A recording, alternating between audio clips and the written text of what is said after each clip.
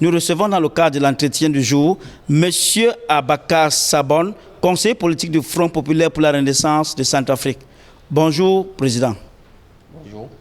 Comment allez-vous? Oui, ça va très bien. Ancien ministre, je crois. Oui, ancien ministre, oui. À mettre reprises, hein. J'ai occupé beaucoup de postes politiques dans notre pays. Hein. Ministre, conseiller spécial du chef d'État, et voilà. Et que faites-vous aujourd'hui à Khartoum? Et nous sommes venus à Khartoum tout juste pour essayer de sauver notre pays. Hein. Notre pays qui a connu vraiment une situation très dramatique, tout le monde le sait. Donc aujourd'hui, Dieu merci, nous sommes arrivés à Khartoum, aidés par l'Union africaine, Nations Unies, pour que ces pays frères qui s'entre-déchirent dans une guerre inutile trouvent quand même un compromis pour apaiser aussi la souffrance de leur peuple. Et aujourd'hui, nous sommes fiers de l'Union africaine, des Nations Unies, de tous ceux qui ont collaboré de loin ou de près pour que ces frères se retrouvent et qu'on arrive aujourd'hui à un compromis positif. Quels ont été les contours de cette rencontre? Oh, mais le contour était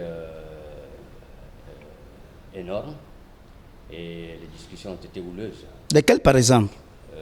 Concernant l'amnistie générale et puis le partage du pouvoir, entre autres.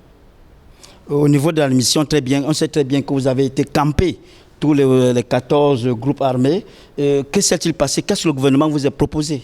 Vous savez, c'est vrai, dans notre pays, nous avons connu une situation très sensible et nous avons fait la part des choses entre ceux qui doivent être condamnés et ceux qui souffrent. Et nous avons tout de suite estimé que ceux qui souffrent sont plus nombreux que ceux qu'on doit condamner. Et si on n'allège pas la condamnation sur les uns et les autres, la paix n'y reviendrait plus et la majorité de la population continue de souffrir. Donc il faut mettre d'abord l'intérêt du peuple centrafricain en avant et les considérations politiques et autres en seconde position. Oui, en seconde position. Vous n'êtes pas dans la liste onisienne, j'espère? Présentement, non. Je ne l'espère pas. Donc, et si jamais la justice de mon pays ou la justice internationale me fait appel, je serai disposé à tout temps, à tout moment, d'y répondre. Au niveau du gouvernement de l'Union nationale, quel compromis avez-vous discuté? Et nous avons jugé utile, vous savez, dans notre pays en République centrafricaine, souvent les régimes qui se succèdent font toujours critique des uns et des autres, que le gouvernement est toujours partisan, c'est les clubs des amis, ainsi de suite. Nous avons jugé utile, dès la signature de ces accords, la mise en place d'un gouvernement inclusif qui doit être composé de tous les acteurs politiques de notre pays, les partis politiques de l'opposition démocratique, la société civile, les groupes armés, pour qu'il y ait une transparence dans la gestion de ce que nous allons faire pour l'avenir de notre pays. Vous le dites par là que la hache de guerre a enterré ce jour à Khartoum? Je l'espère, je suis optimiste cette fois-ci, parce qu'au départ, nous avons signé beaucoup des accords successifs à Libreville, Brazzaville, Djamena, un peu partout. Mais le mal en est que les recommandations ne sont pas toujours exécutoires. Mais cette fois-ci, c'est typique parce que nous sommes parrainés par l'Union africaine. Quand on dit l'Union africaine, c'est l'ensemble du continent africain et les Nations Unies. Donc nous avons confiance à ces deux institutions qui ne veulent pas aussi que ces accords aient des failles. Donc ils vont nous accompagner jusqu'à l'exécution de toutes ces recommandations. Quand vous dites vous accompagner, vous ou bien les autres, parce qu'on sait très bien, dans chaque fois qu'il y a des accords, il y a ceux qui ne mettent pas ça en pratique. Vous savez, c'est une question de volonté. Et nous avons compris à Khartoum, c'est le dialogue qui a beaucoup plus duré pour notre pays, la République centrafricaine. Et nous avons minutieusement réglé nos conflits. Je suis optimiste que cette fois-ci, et le gouvernement et les gouvernants ont besoin de la paix. Donc, nous n'allons pas essayer encore de faillir à ces engagements. Mais d'aucuns pensent que vous avez une pression. Il n'y a pas une pression. Vous pensez? Non, il n'y aura jamais une pression. Il n'y a pas eu de compromis? Non, il n'y a pas de compromis. Donc, c'est de commun accord que nous sommes tombés sur cette attente. Donc les populations centrafricaines peuvent depuis ce jour dire voilà, il n'y aura plus de guerre civile dans notre pays? Plus jamais. Plus jamais la guerre encore dans notre pays. Nous en avons eu déjà l'expérience des conséquences et je crois que nous avons repris conscience Et nous nous sommes engagés dans un esprit de sagesse. Plus jamais ça. Plus jamais encore les armes en République centrafricaine. Mais on sait très bien que qu'est-ce qui vous pousse, excusez la question, qu'est-ce qui vous pousse en 2013 de prendre les armes en Centrafrique? Je ne sais pas, en 2013, la première rébellion du Nord a commencé depuis 2006. Donc je suis l'un des 3 membres fondateurs avec l'ex-président Michel Dutodua. Et au départ, excusez-moi le terme, c'était la marginalisation des Centrafricains de la confession musulmane qui nous a poussés à prendre les armes. Mais les gens pensent que cette guerre provient des sources naturelles de la RCA. Et vous savez, notre pays, bien sûr, c'est le Koweït de l'Afrique. Dieu a doté la République centrafricaine de toutes les richesses en vie au monde. Et nous sommes que 4 millions sur une superficie de 623 000 km². Il y a la place pour tout le monde. Et je pense que d'ici 5-6 ans, le monde entier attendra parler de notre pays, la République centrafricaine. Oui, en parlant de protocole d'accord ce jour, comment allez-vous, est-ce que vous avez parlé de la manière où vous allez déposer les armes? Parce qu'on sait très bien que c'est compliqué. C'est une question de volonté. Vous savez, nous avons pris les armes pour une cause. Et si nous sommes à Khartoum, c'est que nous avons mis tous ces préalables sur la table. C'est comme un malade, nous avons mis sur la table, nous l'avons diagnostiqué et nous avons détecté ensemble avec le gouvernement où se trouvent ces maladies. Et maintenant, nous cherchons à apporter des remèdes appropriés pour relever ce pays debout. Donc, je crois que cette fois-ci, on est optimistes, les uns et les autres, pour alléger la souffrance de notre peuple, développer notre pays et vivre comme les autres. Qu'est-ce que le gouvernement vous a proposé, concrètement? Ce que le gouvernement nous a proposé, tout juste pour nous, la priorité, c'est la paix, la sécurité, la libre circulation des uns et des autres, la liberté d'aller et venir. Et c'est ça qui importe pour nous pour l'instant et c'est ce que nous sommes tombés d'accord là-dessus. Vous êtes tombés d'accord. Moi, c'est très bien aussi que vous avez fait boycotter les travaux pendant 48 heures. Dans toutes les négociations, il y a toujours cela. Donc, ce n'est pas nouveau et ce n'est pas le premier, ce ne sera pas le dernier. Il faut toujours un peu de réticence pour que l'autre côté aussi révise sa position pour que vous avancez sur la même longueur d'onde. Voilà ce que nous avons fait et ça a donné un résultat. Aujourd'hui, vous avez vous-même constaté que ça a été déjà positif. Vous exigez quoi, par exemple? Nous n'exigeons rien. C'est dans le cadre de ce que nous cherchons, la paix pour tous. Quoi, par exemple? La paix? Abandonner les travaux pendant 48 heures? L'amnistie. Concernant l'amnistie. Ça a été fait? Oui, ça a été fait. C'est bon. Et nous avons trouvé des formules adéquates qui permettent les uns et les autres d'avoir la confiance. Et parce qu'on ne peut pas être...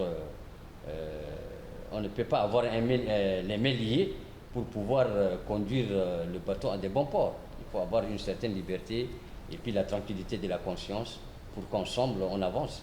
Ce n'est pas le fait de faire, d'amener 10, 15, 20 personnes en prison pour faire souffrir encore 3 millions à 4 millions d'une population. Nous avons jugé que c'est inutile. D'abord, ce n'est pas une insulte en mémoire de ceux qui sont morts. Nous avons de respect pour ceux qui sont morts. Mais nous avons fait la part des choses entre ce qu'on doit condamner, qui n'atteint pas 20, 30 personnes, au détriment d'une population, les femmes et les enfants qui dorment dans la brousse et qui sont réfugiés un peu partout, au Cameroun, au Tchad, au Congo, au Soudan, qui dorment même à terre, qui mangent une fois par jour. Donc il faut essayer de faire la part des choses. Nous avons jugé utile d'abord de mettre l'intérêt du peuple en avant. Et si la justice peut faire son travail, personne n'est au-dessus de la loi. Nous attendons le moment venu. Quand tout sera réglé, on peut interpeller les uns et les autres pour répondre à ces actes. En parlant du peuple, êtes-vous au courant que le peuple marche contre l'amnistie? Bon, vous savez, ceux qui marchent contre l'amnistie, c'est un poignet des individus manipulés par certains hommes politiques et peut-être certaines puissances qui ne veulent pas que ce pays retrouve la paix, mais ce n'est pas la majorité de la population qui condamne l'amnistie dans ce pays, et qui condamne d'alléger les peines des uns et des autres. Donc, pour nous, dans toute chose, il y a toujours un pour et un contre. Mais nous avons vu que ceux qui veulent la paix sont plus majoritaires que ceux qui crient aujourd'hui impunité zéro. Donc, en conclusion, vous allez intégrer le comité de désarmement? Nous allons intégrer à 100% le désarmement, mais vous savez, c'est un processus. Nous allons doucement, mais sûrement, parce que nous avons tous besoin de cette paix, gouvernant et gouverné. Et je vous assure que d'ici 3 ans, 4 ans, 5 ans, la RCA brillera à l'image de son diamant. Qu'allez-vous faire des combattants qui sont en brousse? Mais il y a une formule dans le processus des armements. Vous savez, il y a d'abord le cantonnement et le listing, la réintégration, ceux qui veulent s'engager dans l'armée, la police, la gendarmerie. Ceux qui veulent aller dans la vie civile, il y aura une mesure d'accompagnement pour leur permettre d'adhérer à leurs activités. Et voilà, donc je crois que ça doit aller. Et ça aller dans d'autres pays, pourquoi pas en République centrafricaine, c'est une question de volonté. Et nous avons cette volonté, nous allons déposer les armes, nous allons développer notre pays. L'optimisme d'un ancien ministre ou bien l'optimisme d'un ancien chef des groupes armés? C'est-à-dire l'optimisme d'un centrafricain, d'un responsable centrafricain, pour alléger la souffrance du peuple centrafricain. Qu'est-ce que vous proposez aux Centrafricains ce soir? Ce que je propose aux Centrafricains ce soir, c'est de beaucoup prier pour remercier Dieu. Nous avons tout mis ça dans la prière et Dieu a écouté nos doléances, Dieu a vu notre souffrance, il dit écoutez, maintenant vous les Centrafricains, retrouvez-vous, faites le pardon, faites la paix et vivez heureux. Et nous sommes tous conduits par cette volonté et nous mettons tous dans la prière, que vous soyez chrétiens ou musulmans. Prions encore beaucoup, prions beaucoup pour que nos ennemis qui ne veulent pas voir notre pays avoir la paix et avoir son émergence puissent nous laisser tranquilles et renaître l'amour national de cohabitation d'antan. Et puis on se tient les mains pour l'émergence de notre pays. Comment allez-vous gérer l'ingérence occidentale dans votre pays?